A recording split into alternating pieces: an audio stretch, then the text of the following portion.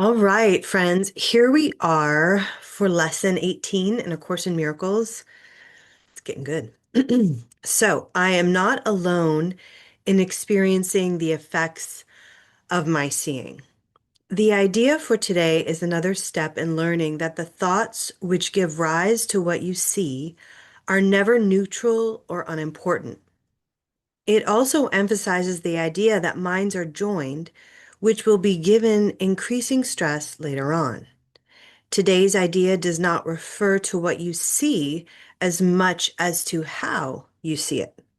Therefore, the exercises for today emphasize this aspect of your perception. The 3 or 4 practice periods which are recommended should be done as follows. Look about you, selecting subjects for the application of the idea for today as randomly as possible, and keeping your eyes on each one long enough to say, I am not alone in experiencing the effects of how I see blank. Conclude each practice period by repeating the more general statement, I am not alone in experiencing the effects of my seeing. A minute or so, or even less, will be sufficient for each practice period. So,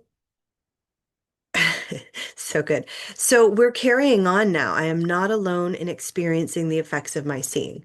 So in the last few lessons, we've been going deep about how we see no neutral things. I have no neutral thoughts, and etc.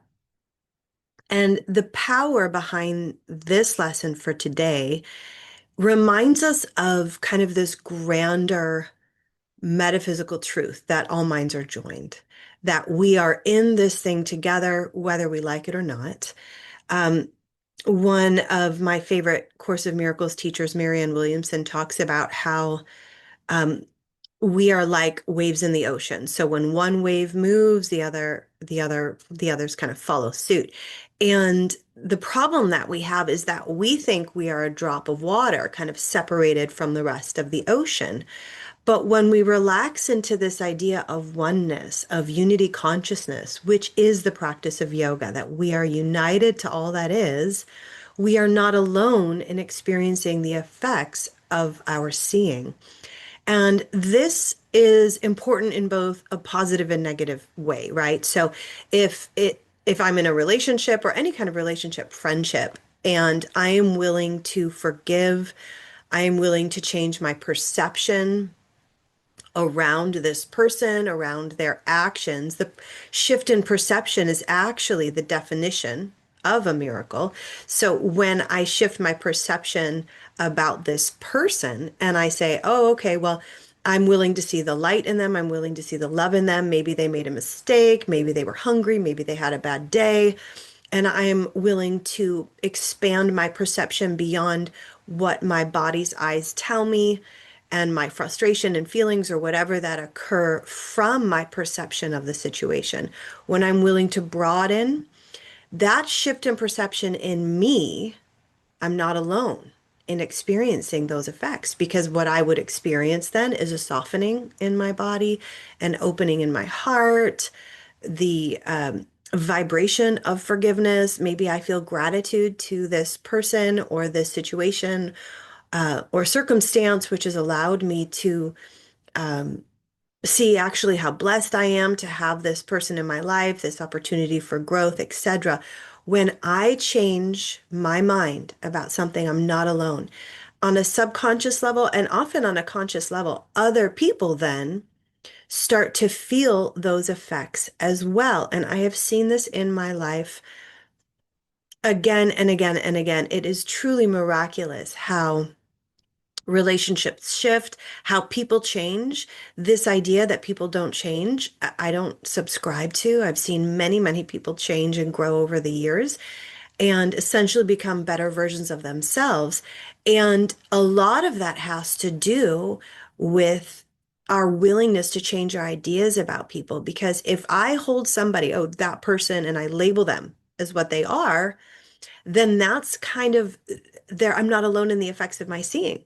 They feel that, oh, well, this person thinks I am irresponsible or whatever. And so because they know that you think that about them, they are more likely to show up in that version of themselves. But when we are willing to again expand our vision and see that other people are actually more than we suppose them to be, if we give them a break, um, they will feel that. And subtle shifts will begin to change. And this is what really A Course in Miracles is teaching us, that we're not alone in the effects of our seeing. All minds are joined. When you think loving thoughts about them, that has an effect. When you think fearful, hateful, judgmental thoughts about someone, that also has an effect because we are all in this thing together.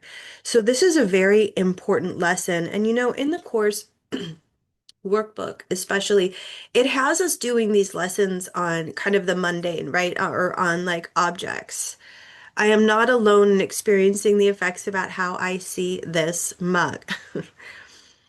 And your ego, your mind might just kind of attack that and be like, oh, that's so annoying. Why am I doing these exercises? But we're hyper focusing on objects so that we can train our minds to more quickly default to this miraculous thinking, this higher vibrational way of shifting our perception so that we become more, that's more of our default. That's more of our immediate response. When we feel upset or feel disturbed, we can see, all right, well, I am the one practicing the Course in Miracles right now. I am the one who is doing this work. So I am the one who's going to change my mind about this. And I'm not alone in if you're in experiencing the effects of my seeing. So, really powerful lesson for today. Happy practicing and give it a go. Try just once today to see if you can observe a shift in somebody else. Now, even though that is occurring, whether we see it or not, a lot of times changing our mindset will make shifts and changes in other ways that we will never even know about. And so that can sometimes give us a little bit of an extra boost to remember that if we are all in this thing together, and if we are all desiring loving consciousness and loving relationships and healing and joy and all of that good stuff, then we will start to see those shifts. And yeah, that can be really encouraging and motivating. All right, back for more later.